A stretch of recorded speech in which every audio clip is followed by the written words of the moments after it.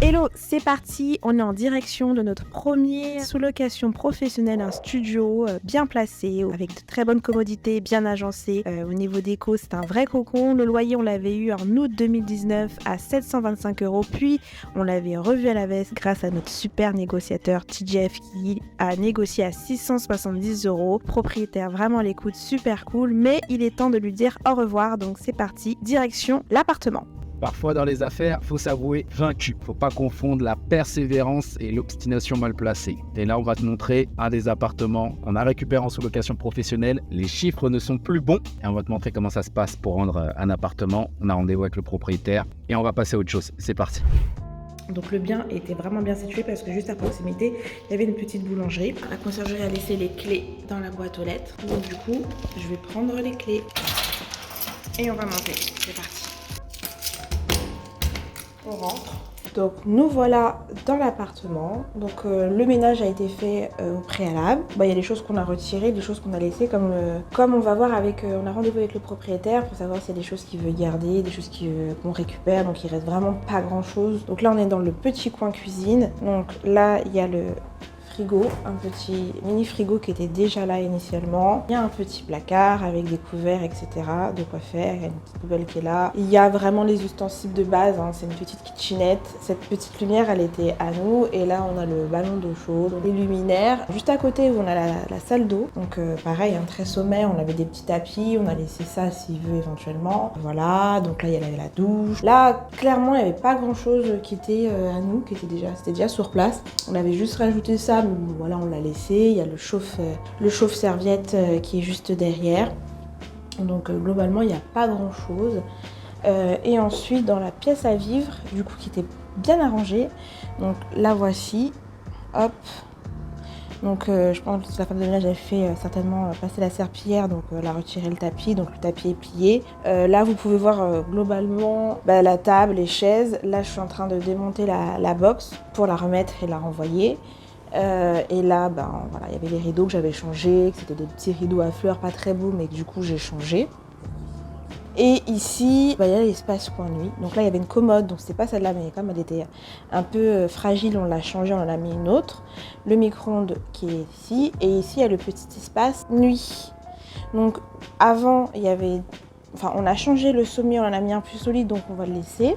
Parce qu'il a été cassé. Et là, en fait, on avait le matelas de base, mais très peu épais. Et du coup, on avait acheté un autre matelas qu'on a mis par-dessus. Du coup, ça faisait une belle petite hauteur. Donc, on l'a laissé comme ça et ça avait un meilleur confort également. L'espace nuit, donc on a retiré 2-3 petites décorations. Mais par exemple, là, vous voyez l'étagère qui est juste au-dessus. Ça, on l'a laissé. C'était pas là initialement, c'est nous qui l'avons mis. Mais bon, le propriétaire nous a dit pour éviter les trous, pourquoi pas le laisser. Il y a une petite tache. On va voir comment on va faire, sachant qu'il y a eu beaucoup d'humidité ici, vous voyez. Il y a eu beaucoup de dégâts des eaux, mais bon, ça a été repeint. Globalement, l'appartement, il est propre. Il est vraiment propre, il n'y a pas grand-chose. Donc, il y a aussi ce canapé. Donc, ce canapé qui n'était pas là. Et qu'on va, pareil, voir avec le propriétaire ce qu'il en est.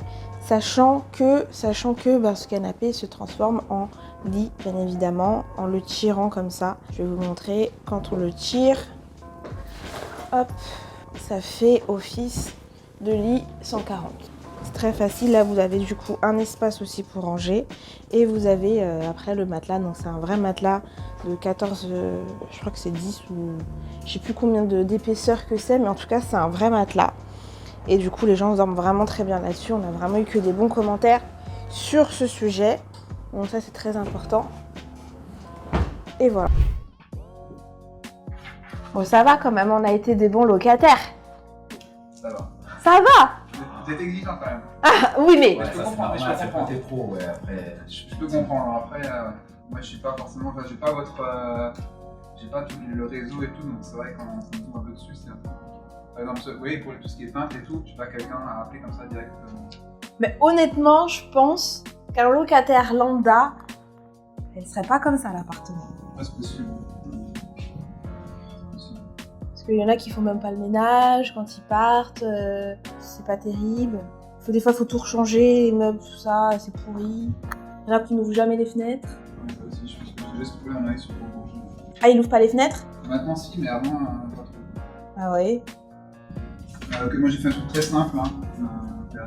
Ici, Je vais signer. Bon bah bye bye ce petit appartement. Premier appartement. Premier propriétaire à nous avoir fait confiance. Ouais. Qui nous suit. Ouais, je suis, ouais. J'attends les 12 000 €. C'est ça, un chiffre. Hein. Ah, vous regardez vraiment les vidéos. Hein. Ah, celle-là, c'est plus court, hein, ça a déjà eu. Alors oui, chiffre d'affaires. Pourquoi on rend l'appartement? C'est notre premier oui, notre première sous-location professionnelle, le premier propriétaire à nous avoir fait confiance. On aurait pu garder un peu plus cet appartement, mais vous allez vite comprendre pourquoi.